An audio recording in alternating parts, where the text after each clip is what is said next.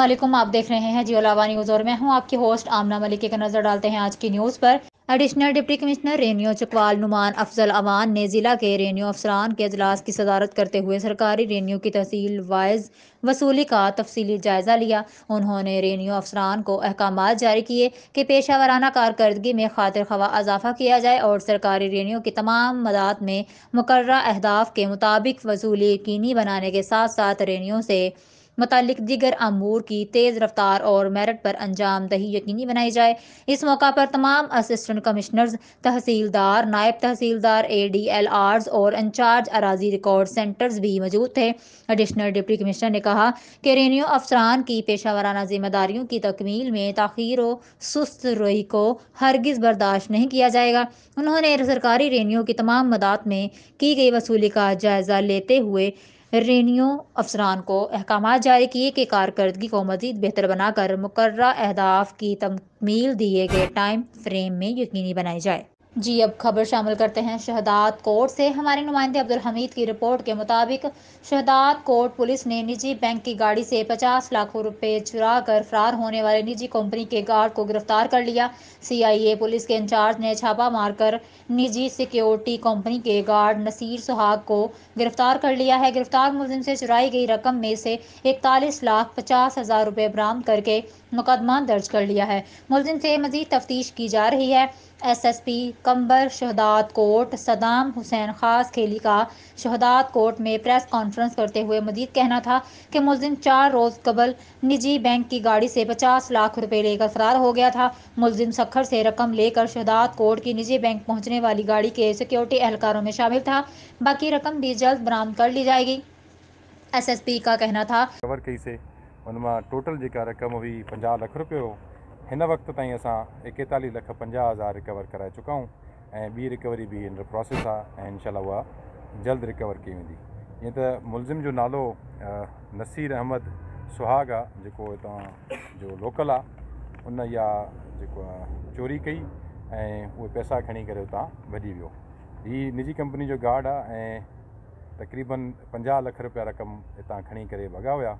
पोइ असां टेक्निकल मदद सां ऐं लोकल इंफॉर्मेशन सां, मुंहिंजी टीम जी इंफॉर्मेशन सां काफ़ी जॻहनि ते असां रेड कयासीं जेके सक्सेसफुल विया ऐं अमाउंट जेको आहे फर्स्ट डे ते ई असांखे काफ़ी रिकवर थी वियो ऐं उन खां पोइ असां कल्ह मुलज़िम खे असां रते दरोमानी गिरफ़्तार करे आयासीं।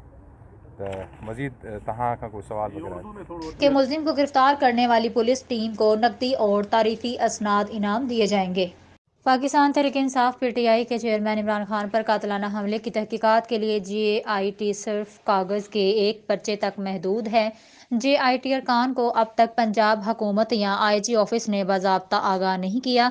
ज़राए के मुताबिक IG पंजाब फैसल शाहकार 14 रोज़ की छुट्टियों पर बैरून मुल्क हैं। कायम मकाम IG कनौज शाहरुख की जानिब से तफ्तीश का हुक्म जारी नहीं किया गया। ज़राए का कहना है कि वाक़या में मुलव्वस मुलजिम नवीद गुजरावाला पुलिस के पास है, जिसकी अब तक ना तो गिरफ्तारी डाली गई है और ना ही इसे अदालत में पेश किया जा सका है।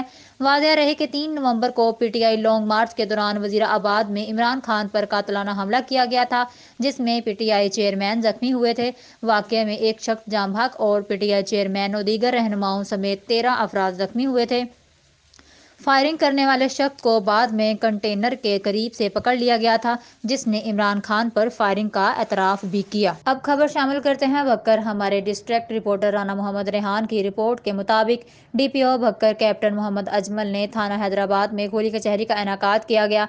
DPO बक्कर ने आए हुए साइलिन के बराह रास्त मसाइल सुने। इस मौका पर SHO मुनकीरा सर्कल, मीडिया नुमाइंदगान, सिविल सोसाइटी, अवामुल नास भी मौजूद थी, जहां पर मुख्तलिफ साइलिन अपनी शिकायत के सिलसिला में पेश हुए, जिसमें साइलिन ने DPO बक्कर को अपनी अपनी शिकायत से आगाह किया। DPO बक्कर ने खुली कचहरी में आने वाले तमाम साइलिन की शिकायत को बगौर सुनकर मौका पर ही मुतलका अफसरान को मेरिट पर शिकायत दूर करने के अहकाम जारी किए।